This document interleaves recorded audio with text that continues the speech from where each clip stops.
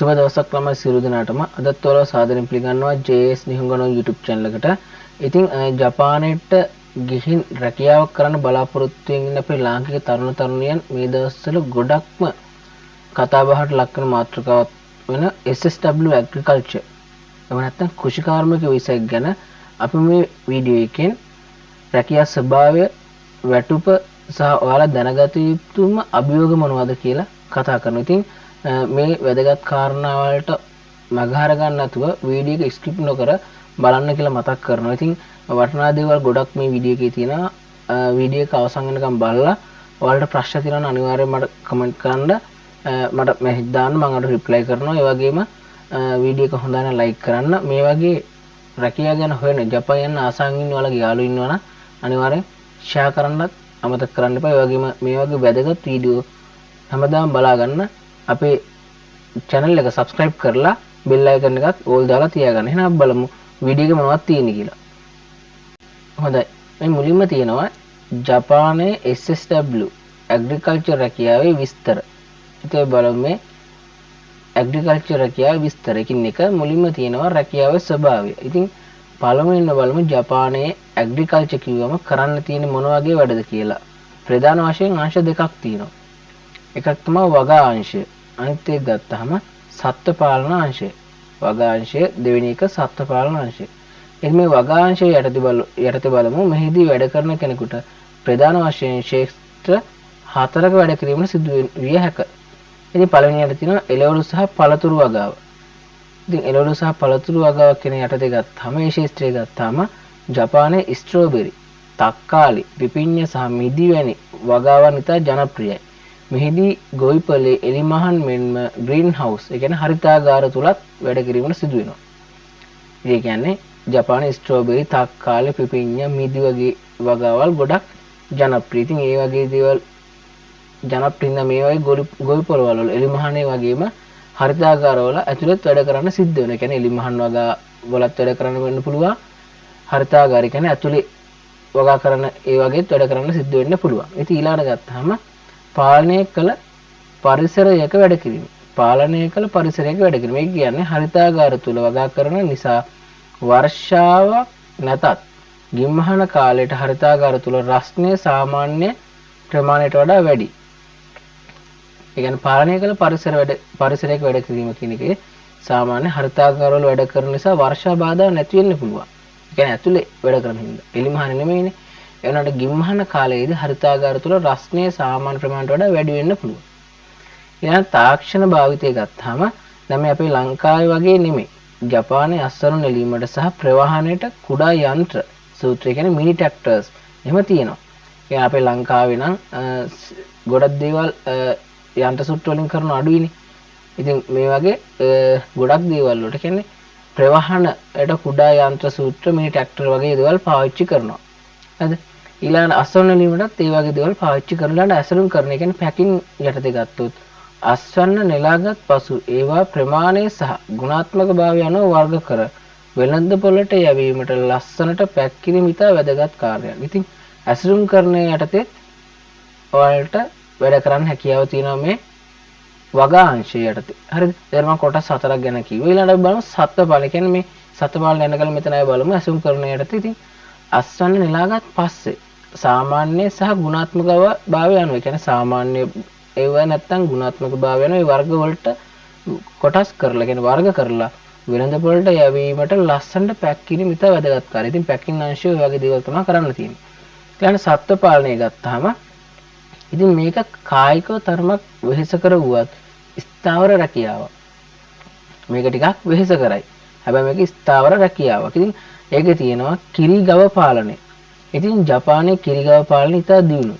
මෙහිදී ගවයන්ට කැම දීම, කිරි දෙවීම, ඒ කියන්නේ කිරි දෙවීම මෙහිදී යන්ත්‍ර පාවිච්චි කරනවා. ගව මඩු පිරිසිදු කිරීම දිනපතා කරන්න තියෙනවා. ඉතින් කිරි ගව පාලනයේදී අපේ ලංකාවේ කට්ටිය නම් දන්නවා ඇති කිරි ගව පාලනය කියන්නේ මොනවා එකක්ද කියලා කරන කට්ටියත් ඇතිනේ. දන්නවා ඇතිනේ මේ වීඩියෝ එක බලන කට්ටිය සමහරට එහෙම කිරි ගව පාලනය කරන කට්ටිය උනත් මේ වීඩියෝ එක බලන්න පුළුවන්. ඉතින් මේ කෘෂි කර්මාංශයට යන්න බලාපොරොත්තු වෙනවා. ඉතින් කිරි ගව පාලනය ඉතා දියුණු එකක් ජපානයේ කියන්නේ. ඉතින් ගවයන්ට කැම දීම, කිරි දෙවීම ගව මඩු පිරිසිදු කිරීම වගේ දේවල් දිනපතා කරන්න ඕනේ. ඉතින් මේ කිරි දෙවීම වගේ දේවල් කරද්දී යන්ත්‍ර භාවිත වෙනවා. ඊළඟ ගත්තම ඌරු සහ කුකුලන් පාලනය. ඌරන් කුකුලන් වැනි සත්තු පාලනය කරන්න තියෙනවා. ඉතින් මෙහිදී සතුන්ගේ සෞඛ්‍ය ගැන නිතරම විමසිලිමත් වෙන්න ඕනේ. සතුන් සිටින පරිසරය ඉතාම පිරිසිදුව තබා ගත යුතු නිසා පිරිසිදු කිරීමේ කටයුතු වැඩිපුර කිරීමට සිද්ධ වෙනවා. ඉතින් මේක පොඩ්ඩක් අර අපි මේ මුලින් කිව්වා වගේ තරමක් වෙහෙස කර වෙනවා කියන හේතුව තමයි මේ සත්තුන්ගේ සෞඛ්‍ය ගැන නිතරම සැලකිලිමත් වෙන්න ඕනේ. සත්තු සිටින පරිසරය ඉතාම පිරිසිදුව තබා ගන්න ඕන නිසා පිරිසිදු කිරීමේ කටයුතු වැඩිපුර කරන්න සිද්ධ වෙන්න පුළුවන්. ඊළඟ සෞඛ්‍ය සහ ආරක්ෂාව ගැන හිතන්න ඕනේ අපි. ඊළඟ ගත්තම සතුන්ගෙන් ලෙඩ රෝග බෝවීම වැළැක්වීමට සතුන්ගෙන් ලෙඩ රෝග බෝවීම වැළැක්වීම විශේෂ ඇඳුම් සහ විෂ බීජ නාශක නිතර භාවිතා කිරීමට සිදු වෙනවා. ඒ කියන්නේ සතුන්ගෙන් ඒ හැදෙන ලෙඩ රෝග අපිට බෝවීම වැළැක්වීමට විශේෂ ඇඳුම් සහ විෂ බීජ නාශක නිතරම භාවිත කිරීම සිදු වෙනවා. ඊළඟට අපි ආහාර අංශ එහෙම නැත්නම් සත්ත්ව පාලන අංශයේ අංශ දෙකම ඇග්‍රිකල්චර් එකේ තියෙන අංශ ප්‍රධාන අංශ දෙකම කතා කරලා අවසන්. ඊළඟට අපි හොම්ම පල්ලෙහා තියෙන වැටුප් විස්තර තියෙන කොටසට. ඉතින් මේක ගත්තාම සාමාන්‍ය දල වැටුප yen 1,80,000 සිට yen 2,30,000 දක්වා ලැබෙනවා. ඉතින් ඒ කියන්නේ දැන් මේ වැටුප කියන කාරණේට ආවම ළමයි ගොඩක් කට්ටිය විවිධ කමෙන්ට් දානවා. ඉතින් එක එක්කෙනාගේ මම කලින් කිව්වා වගේ මේ වැටුප කියන කොටසදී ගොඩක් කට්ටිය එක එක දේවල් දානවා. ජපානයේ විතුරු කරන්න බෑ කියලා දානවා. ජපානයට වැඩක් නැහැ කියලා දානවා. ඕක බොරු කියලා දානවා. ඉතින් මේක ගත්තාම ළමයි මෙතන කරලා තියෙන්නේ දල වශයෙන් සමස්තයක් විදිහට ගන්න 1,80,000 සිට 2,30,000 දක්වා සැලරි එකක් ලැබෙන්න පුළුවන් මේ ඇග්‍රිකල්චර් කියන රැකියාව තුළ. ඉතින් ඒක තමයි මෙතන කියලා තියෙන්නේ. එහෙම නැත්නම් 1,80,000 හරියටම හම්බ වෙනවා 2,30,000 හරියටම හම්බ වෙනවා කියලා නෙමෙයි තියෙන්නේ. ඒ අතර ගාණක් හම්බ වෙන්න පුළුවන් කියලා දෙනවා. ඉතින් මේකේ පල්ලහට කතා කරගෙන යද්දී වලට පැහැදිලි වෙයි මොකක් ගැනද මේ කොහොමද මේ සැලරිය ලැබෙන්නේ මොන වගේ පළාත් අනුවද මේක වෙනස් වෙන්නේ කියලා. ඉතින් මේක විශේෂයෙන්ම ගත්තාම 2,30,000 දක්වා ලැබෙනවා. ඊළඟට ගත්තාම නවාතැන් පහසුකම් ගත්තාම රක්ෂණ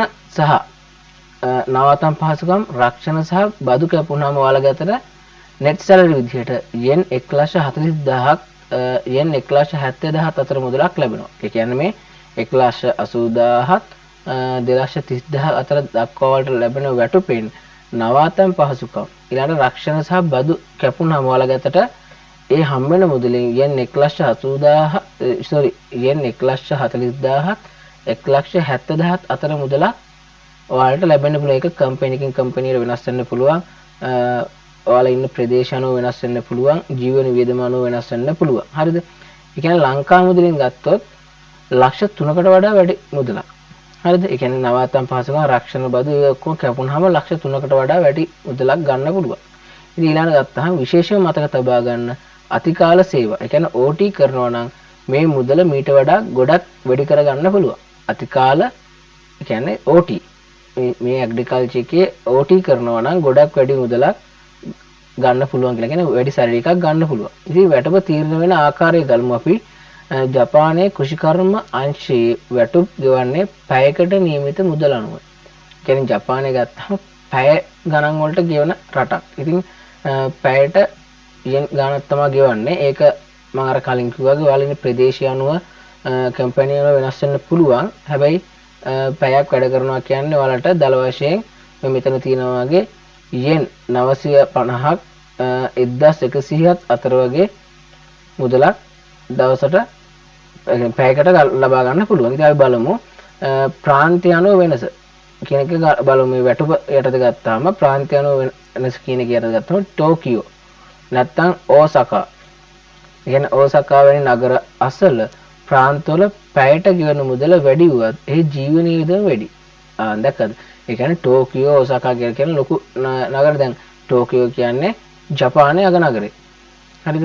ටෝකියෝ කියලා කියන්නේ. ඉතින් ඔය වගේ නගරවල ගෙවන සැලරි එක වැඩි. හැබැයි ඒ වගේම ජීවන වියදමත් වැඩි. ඒ කියන්නේ කෑම බීම ඒ වගේ ජීවන වියදම පැත්තෙන් ගත්තාම වැඩි. හරිද? ඊළඟ ගත්තා කුෂිකර්මාන්ත බහුලව ඇති හොක්කයිඩෝ සහ කියුෂු වැනි ප්‍රදේශවල පැයකට yen 950ත් 1,100ත් අතර මුදලක් සාමාන්‍යයෙන් ලැබේ. එතකොට මේ හොක්කයිඩෝ කියුෂු කියන ප්‍රදේශවල සාමාන්‍යයෙන් 950ත් 1100ත් අතර මුදලක් සාමාන්‍යයෙන් ලැබෙනවා නම් ටෝකියෝ ඔසාකා කියලා කියන්නේ ඊට වඩා වැඩි මුදලක් පැයකට ගෙවනවා කියන එක. හැබැයි ජීවන වියදම වැඩි. ඒකත් හොඳට මතක තියාගන්න. ඊළඟ ගත්තාම වැඩ කරන කාලය ගත්තාම සාමාන්‍යයෙන් මාසකට දින 20 සිට 22ක ඒ කාලය ඇතුළත වෙනවා. දින 20ත් 22ක් වගේ කාලයක්. දිනකට ඒ කියන්නේ දවසකට පැය 8 බැගින් වැඩ කරන්න සිද්ධ වෙනවා. ඒ කියන්නේ දවසට පැය 8 ගානේ මාසෙකට දින 20ත් 22ක් අතර වගේ කාලයක් දවස් ප්‍රමාණයක් වැඩ කරන්න වෙනවා. ඊළඟ ගත්තාම වැටුපෙන් කැපෙන මුදල් ගත්තාම දැන් අපි අර කලින් කියවනේ රක්ෂණ වලට ඊළඟට තමන් ඉන්න නවත්තනට ඒ කියන්නේ ඒ රූම් එක හෝ ඇපාර්ට්මන්ට් එකේ ඒ දේවල් වලට කැපෙනවා කියලා මම කියවනේ. ඉතින් මේක ගත්තාම බොහෝ දෙනෙක් නොදන්නා කරුණක් වන්නේ දල වැටුපෙන් සැලකිය යුතු මුදලක් අනිවාර්යෙන් කැපෙන බවයි. මේක ගොඩක් කට්ටිය දන්නේ නැහැ. දන්නේ කියන්නේ ගොඩක් කට්ටිය හිතන්නේ නැහැ. ඉතින් ඒක ජපානයට ගියාට පස්සේ තමයි ඒක ගොඩක් කට්ටිය දැනගන්නේ. ඉතින් ඒ හින්දා තමයි ගිහිල්ලා ඔය සෝෂල් මීඩියා වල එක එක ප්‍රශ්න ඇති කරන්නේ. මොකද හරි දැනුමකින් මේ ඒක තමයි යන වීසා එක මොකද්ද මොන වගේ දෙයක්ද කියලා හොයලා බලලා නෙමෙයි යන්නේ. ගියාට පස්සේ අර කෙලින්ම තමන්ගේ අතන හම්බෙන සැලරියක විතරයි ඔළුවේ තියාගන්න. වෙන කිසිම වැඩ කරන ක්‍රමවේදවත් කොහොමවත් ජපාන් භාෂාව ඉගෙන ගැනීමත් කිසිම දෙයක් 190ක් වගේ පිරිසක් බලන්නේ නැහැ. ගිය ගමන් අර ලක්ෂ ගණන් සැලරියක හම්බෙන එක විතරයි බලන්නේ. ඉතින් ඒක තමයි ගොඩක්ම වරදින්නේ. තමන් හරියට වැඩක් කරන්න ඕන තමන්ට හරියට මුදල් එන්න නම් මුදල් බලාපොරොත්තු වැඩක් කරොත් ඒක අසාර්ථකයි හරියට වැඩක් කරොත් තමන්ට ඒකට මුදල් අර විදිහට ලැබෙනවා ඒක හොඳට මතක තියාගන්න ඉතින් බලමු මේක ගත්තාම ගොඩක් කට්ටිය මේක ගැන දන්නේ නැහැ ඒ හින්දා මම මේක ටිකක් විස්තර කරන්න හිතුවා ඉතින් සෞඛ්‍ය රක්ෂණ සහ විශ්‍රාම වැටුප ඒ කියන්නේ ඉන්ෂුරන්ස් ඇන්ඩ් පෙන්ෂන් කියලා තියෙනවා පෙන්ෂන් එක ගත්තාම සෞඛ්‍ය රක්ෂණය සහ විශ්‍රාම වැටුප යටතේ ගත්තාම yen 20000ත් 30000ත් අතර ගාණක් කැපෙනවා. හරිද? 20000ත් 30000ත් අතර ගාණක් සෞඛ්‍ය රක්ෂණයට නැත්තම් විශ්‍රාම වැටුප් වලට කැපෙනවා. ඊළඟට ගත්තාම ආදායම් බදු. ඒ කියන්නේ ඉන්කම් ටැක්ස්. ඒකට කැපෙනවා yen 5000ත් 8000ත් අතර මුදල. ඒ කියන්නේ මම කෙලින්ම කියන්නේ හරියටම කියන්නේ yen 5000 කැපෙනවා නැත්තම් yen 8000 කැපෙනවා කියලා කියන්නේ ඒ අතර මුදලක් කැපෙනවා. එක්කෝ yen 5000 වෙන්න පුළුවන් නැත්නම් 8000 වෙන්න පුළුවන් නැත්නම් ඒ අතර මුදලක් වෙන්න පුළුවන්. හරිද? ඊළඟ නවාතම් පහසුකම් රෙන්ට් එකට ඉන්න තැන ගොවිපළවල් වල වැඩ කරන අයට නවාතම් බොහෝ විට සේවා යෝජකයා විසින්ම ලබා දෙනවා. අන්න එතනත් පොඩි වාසියක් තියෙනවා. ගොවිපළවල් වල වැඩ කරන අයට ඊට පස්සේ ගත්තම ෆුඩ් සර්විස් නැත්නම් ආහාර පාන රැකියාවත් මම එක වීඩියෝ එකක් කරලා තියෙනවා.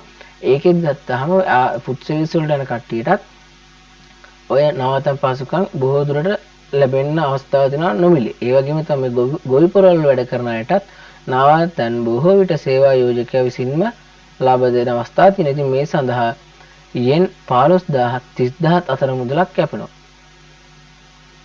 ඉතින් නොමිලේ ලබා දෙන අවස්ථාවලුත් නැත්නම් වැඩ කරන අයට සේවා යෝජකයා විසින්ම ලබා දෙන අවස්ථාවලුත් තියෙනවා. ඒ වගේම yen 15000 30000 අතර මුදලක් ගෙවලා ඔයාලට නවාතැන් පහසුකම් ලබා ගන්න වෙන අවස්ථාවලුත් තියෙනවා. ඉතින් මේ නගරයේ කාමරයකට වඩා ඉතා ලාභයි. ඉතින් ඒ කියන්නේ නගරයේ කාමරයකට වඩා මේ yen 15000 30000 අතර ගාණක් ගෙවලා ගන්න කාමරය ලාභයි කියලා තමයි කියන්නේ. ඒ කියන්නේ ඔයාලට දැන් මෙතන තීරණ ඇති නගරයක කාමරයක්. ඒ කියන්නේ ඇපාර්ට්මන්ට් එකක ඔයාලා ඉන්න කාමරයක් මීට වඩා මිලෙන් වැඩි. ඒතකොට ඒකත් පොඩ්ඩක් හිතලා බලන්න. ඊළඟ ගත්තාම විදුලිය, ජලය සහ ගෑස් ගැන ගත්තාම දැන් ඔයාලට විදුලිය අනිවාර්යෙන් අවශ්‍යයි. ජලය අවශ්‍යයි. ඊළඟට කැම් බීම සඳහා ගෑස් PM වැඩවලට ගෑස් අනිවාර්යෙන් අවශ්‍යයි. ඉතින් මේ දේවල් වලට yen 10000ත් 15000ත් අතර ප්‍රමාණයක් කැපෙනවා. හරිද? ඒ අතර ප්‍රමාණයක් කැපෙනවා. ඉතින් හරියටම මේ 15000 yen 15000 yen 10000 කැපෙනවා කියලා නෙමෙයි කියන්නේ. ඒ අතර ප්‍රමාණයක් කැපෙන්න පුළුවන්. ඉතින් දැන් ළමයි ඔයාලට මේක ගත්තාම දැන් මේක මේ විස්තර ටිකක් කියලා දිනවා දැන් සෞඛ්‍ය රක්ෂණයට yen 20000ත් 30000ත් ආදායම් බදු වලට yen 5000ත් 8000ත් අතර නවාතැන් පහසුකම් වල yen 15000ත් 30000ත් අතර කියලා තියෙනවා. හැබැයි ළමයි ඔයාලගේ එකින් එක්කනට තියෙන ජීවන වියදම් වෙනස්. ඉතින් ඒ අනුව ඒක ඔයාලගේ ක්‍රමය අනුව අඩු වැඩි වෙන්න පුළුවන්. දැන් ඔයාලා ජලය, විදුලිය, ගෑස් පාවිච්චි කරන ක්‍රමය අනුව ඔයාලට ඒක වෙනස් වෙන්න පුළුවන්. මීට වඩා අඩු වෙන්නත් පුළුවන්, වැඩි වෙන්නත් පුළුවන්. ඊළඟට නවාතැන් පහසුකම් හොයන ආකාරය අනුව මීට වඩා වැඩි වෙන්නත් පුළුවන්, අඩු වෙන්නත් පුළුවන්. ආදායම් බදු එතකොට සෞඛ්‍ය රක්ෂණ විශ්‍රාම වැටුප් නම් මේ වගේ ගණන් කියලා හිතමුකෝ. දැන් මේ ටික ගත්තාම ඔයාලා පාවිච්චි කරන ටිකනේ. ඒකට පාවිච්චි කරන ටික අඩු වැඩි වෙන්න පුළුවන්. ඉතින් ඒක මම අර වගකීමක් අරන් ඔයාලට කියනව නෙමෙයි මේ ගානම කියලා ඔයාලා දැනගන්න තමයි මේ දේවල් විස්තර ඔයාලට මේ ෂෙයා කරන්නේ. හරිද? ඒ හින්දා ඔයාලා හරියට මේ දේ තෝරගෙන හරියට හිතලා බලලා තේරුම් ගන්න එක ඔයාලගේ වැඩ. හරිද? ඊළඟ ගත්තම අතිකාල දීමන. අතිකාල දීමන කියලා කියන්නේ ඕවර් ටයිම්. ඒ කියන්නේ OT කියලා කියනවනේ. ඔකේ බලපෑම ගත්තොත් තමයි කෘෂිකර්මාංශයේ වැටුප ලක්ෂ 4 සිට 5 දක්වා 4ත් 5ක් දක්වා වැඩි කරගන්න පුළුවන් මේ OT වලින්ලු. ලක්ෂ 4 5 දක්වා වැඩි කරගන්න පුළුවන් OT වල. ඉතින් OT කරනවා කියන්නේ ඔයාලට වාසි කියන එක දැන් ඔයාලට මෙතනින්ම පැහැදිලි වෙලා ඉවරයි. ඊළඟට ගත්තම අස්සනු නෙළන කාලය කියන්නේ පීක් සීසන් කියලා කියනවා. ඒකෙදි පළතුරු හෝ එළවලු අස්සනු නෙළන කාලයට උදාහරණයක් විදිහට ගිම්මහන කාලයේදී වගේ පැය 8කට වඩා වැඩ කිරීම සිද්ධ වෙනවා. ඉතින් පැය 8කට වඩා වැඩ කරනවා කියලා කියන්නේ මේ වැඩ කරන කාල සීමාව. ඒතර ගත්තම ගිම්මහන වගේ කාලවලදී පැය 8කට වඩා වැඩ කිරීම සිද්ධ වෙන්න පුළුවන්. යන අමතර ගෙවීම මෙතන තියෙනවා අමතර ගෙවීම කියලා සාමාන්‍යයෙන් පැයකට වැටුපට වඩා 25ක වැඩි මුදලක් අතිකාල පැයකට හිමි වෙනවා. කියන්නේ පැයක වැටුපට කියන්නේ ඔයාලට පැයට හම්බෙන මුදලට වඩා 25ක වැඩි මුදලක් අතිකාල පැයකට හිමි වෙනවා. කියන්නේ ඔයාලා OT පැයක් කරනවා නම් අර හම්බෙන වැටුපට වඩා 25ක වැඩි මුදලක් හම්බ වෙනවා පැයකට. හරිද? ඊළඟ නිමාඩු දින ගත්තාම සතියන්තයේ හෝ නිමාඩු දිනයක වැඩ කළොත් 35ක පමණ වැඩිවීමක් ලැබෙනවා. සතියන්තයේ නැත්තම් නිමාඩු දිනවල වැඩ කළොත් 35ක පමණ වැඩිවීමක් ලැබෙනවා. ඉතින් ඔයාලට මේවා හොඳ chance. හරිද?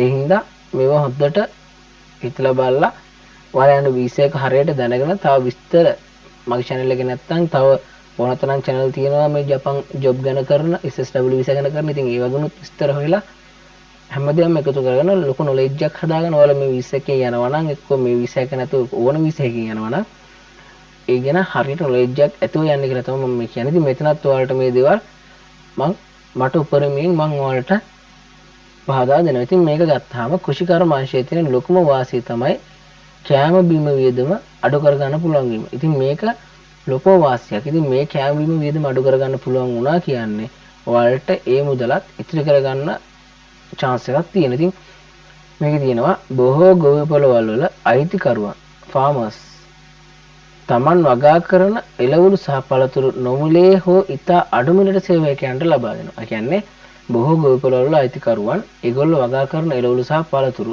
නොමිලේ දෙන්න පුළුවන් නැත්නම් ඉතාම අඩු මිලට සේවකයන්ට ලබා දෙනවා. ඉතින් එළවලු වගේ දේවල් ඉතා අඩු මිලට හම්බ වෙනවා කියන්නේ ජපානයේ ඒක ගොඩක් වටිනවා.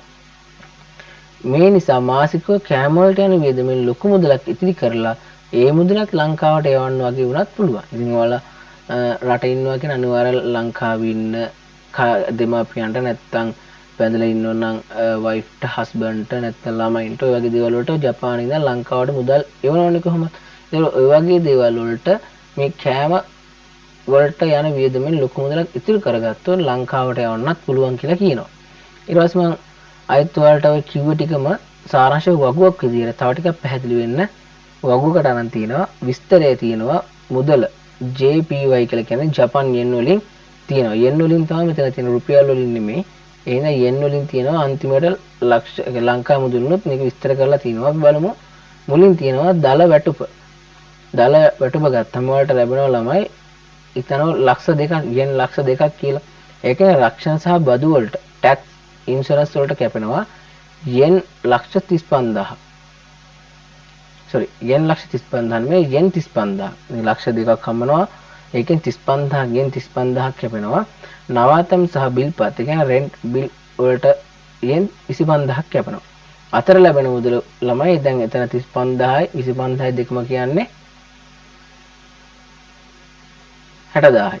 ඉතින් ඔය yen 60000ම කැපිච්චම වලට yen ලක්ෂ 2කින්ම yen 140000ක් වගේ මුදල් ලැබෙනවා. ඉතින් ඒකට අමතර OT පැය 20ක් කළොත් ඔයාලට මාසෙකට ගත්තාම තව yen 25000ක් ඇඩ් වෙනවා.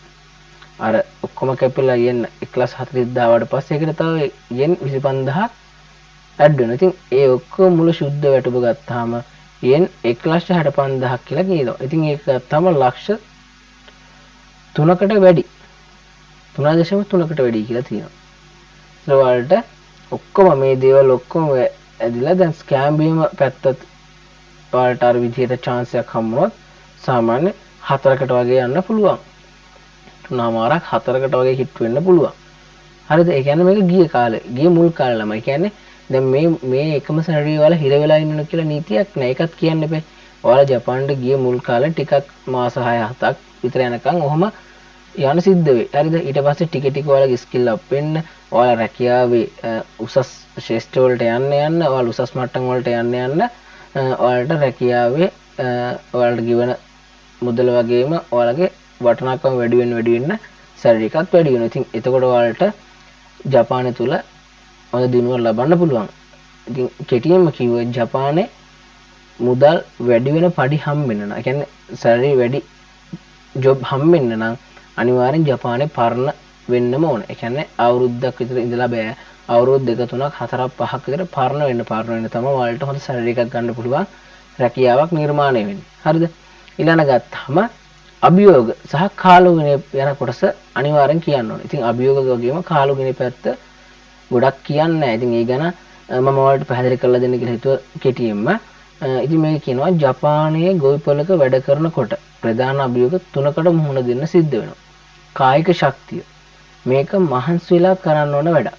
ගොඩක් වෙලාවට නැමීගෙන වැඩ කරන්න සහ බර එසීමට සිද්ධ වෙන්න පුළුවන්. ඉතින් ඒක අර සුරංගනා ලෝකමවල වැඩක් නෑ ළමයි. ඉතින් මේකට පොඩ්ඩක් මහන්සිලා කරන්න පොඩ්ඩක් කියන්නේ කායික ශක්තිය තියෙන්න ඕනේ.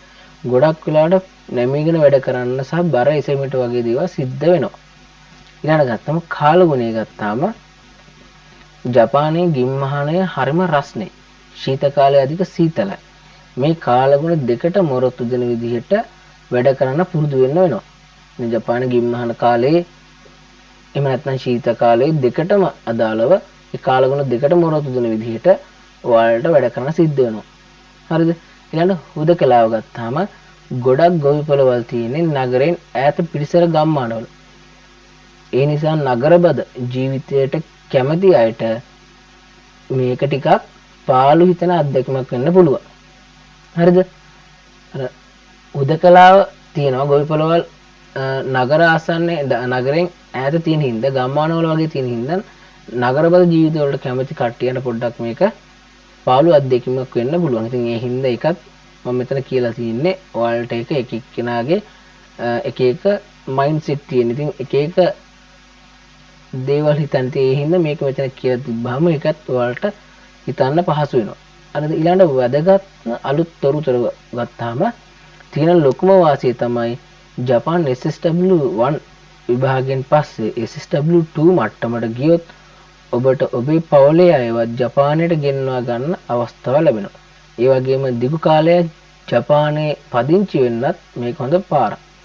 ඉතින් ළමයි මේ SSW1 එක SSW2 කියන්නේ මොකක්ද කියලා අය මේ වීඩියෝ එකේ කමෙන්ට් කරලා අහන්න එපා. ඒ ගැනම වෙන වීඩියෝ එකක් channel එකේ දාලා තියෙනවා. ඉතින් ඔයාලට මේ JS නිහුගනෝ කියන YouTube channel එකට ගිහින් වීඩියෝස් යටතේ ඔය SSW1 SSW2 කියන එකේ වෙනස ඒක මොන වගේ දේවල් තියෙන්නේ ඒ සුසුකම් මොනවද ඒ වගේ visa වලට apply කරන්න මේ දේවල් ගැන මම සියලුම දේවල් කලින් වීඩියෝස් කරලා තියෙනවා. ඉතින් ඒ වගේ ඕනතරම් ඔයාලගේ හැම ප්‍රශ්නයකටම පිළිතුරු තියෙනවා. එහෙනම් ඒ වීඩියෝස් බලන්න. මේක දැන් මෙතන තේරෙන්නේ නැති කෙනෙක් ඉන්නවා SSW1 කියන්නේ මොකද්ද SSW2 කියන්නේ මොකද්ද කියන එක තේරෙන්නේ නැති කෙනෙක් ඉන්නවනම් ඒ වීඩියෝස් අනිවාර්යෙන් බලන්න. ඒ වගේම මේකේ වාසිය වෙන්නේ SSW1 විභාගයෙන් පස්සේ SSW2 වලට ගියාට පස්සේ පවුලේ අයව ජපානයට ගෙන්වා ගන්න පුළුවන්. ඒක හැම ජොබ් එකකම පුළුවන්. SSW වීසා යටතේ තියෙන ඕන ජොබ් එකක පුළුවන්. හරිද? ඒකම දිගු කාලයක් ජපානයේ පදිංචි වෙන්නත් මේක හොඳ පාරක් කියලා කියනවා. ඉතින් ඔයාලා දැන් මේ ඇග්‍රිකල්චර් නැත්නම් කෘෂිකර්ම ශාස්ත්‍රයේ තියෙන රැකියාව මොන වගේ රැකියාවක්ද කියන එක දැන් පැහැදිලි. මේ වීඩියෝ එක බලන්න කලින් ඔයාලා හිටිය මට්ටමට වඩා මම දන්නවා ඔයාලා 50%ක් හරි නැත්නම් 100%ක් හරි 90%ක් හරි ඔයාලගේ මයින්ඩ් එක අනුව ඔයාලගේ දැනීම අනුව ඔයාලා මේකෙන් හොඳ නොලෙජ් එකක් ගත්තා කියලා මම හිතනවා. ඉතින් වීඩියෝ එක හොඳයි නම් මම කලින් කිව්වා වගේ වීඩියෝ එක හොඳට ලයික් කරන්න. ඒ වගේම මොන හරි ප්‍රශ්න තියෙනවා නම් කමෙන්ට් එකක් දාලා අහන්න. මේ වගේ වීඩියෝස් යාළුවන්ට ෂෙයා කරන්න. එතකොට එයාලටත් මේක ලොකු උදව්වක් වෙයි. ඒ වගේම වීඩියෝස් මේ වගේ වීඩියෝ නිතරම දිගටම බලා ගන්න අවශ්‍යයි නේ. කියන්නේ ඔයාලා මාත් එක්ක එකතු වෙලා ජපාන් දේවල් කතා කරන්න, ඒ දේවල් බෙදා ගන්න කැමති නම් channel එක subscribe කරලා bell icon එක all දාලා තියාගන්න. ඒතර මම දාන හැම වීඩියෝ එකම වලට notification එකක් විදියට බලා ගන්නත් පුළුවන්. ඉතින් මේ වීඩියෝ එක අතර මෙතනින් අවසන් කරනවා. ඉතින් මම හිතනවා ඔයාලට ගොඩක් වැදගත් දේවල් ලැබෙන්නේ නැති කියලා මේ agriculture සම්බන්ධව SSW20 එකේ. ඉතින් වීඩියෝ එක අවසන් කරන්න කලින් තවත් පුංචි මතක් කිරීමක් තියෙනවා. ඉතින් ඔයාලා ජපාන් භාෂාව ඉගෙන ගන්න කැමැත්තෙන් ඉන්නවා නම් එහෙම නැත්නම් JLPT JFT net exam වලට එක්සෑම් ලියලා ජපානයේ SSW visa නැත්නම් student visa මොන visa එකකින් යන්නවත් බලාපොරොත්තු වෙනවා නම් ඔයාලට මේ භාෂාව හදාගන්න මේ ස්ක්‍රීන් එකේ පෙන්වන contact number එකට කතා කරලා නැත්නම් මේකට WhatsApp පණිවිඩයක් දීලා අපෙන් පාඨමාලා විස්තර නැත්නම් ජපාන් පන්ති පිළිබඳ විස්තර ඔයාලට ලබා ගන්න පුළුවන්. ඉතින් ඔයාලට එතකොට ඒ සියලුම දේවල් පවත්වන ටයිම් එක ඔන්ලයින් පවත්වන දේවල් ඔය සියලුම දේවල් එතන කතා කරගන්න පුළුවන්. WhatsApp පණිවිඩයක් දුන්නොත් නැත්නම් මේ නම්බර් එකට normal call message දාලා අහන්නත් පුළුවන්. ඉතින් ඒකත් මතක් කරන ගමන් අද මම මේ වීඩියෝ එක අවසන් කරනවා. මේ වගේ තවත් වැදගත් වීඩියෝ එකකින් අපේ හම්බෙමු. සියලු දෙනා සුබ දවසක්. ජය වේවා.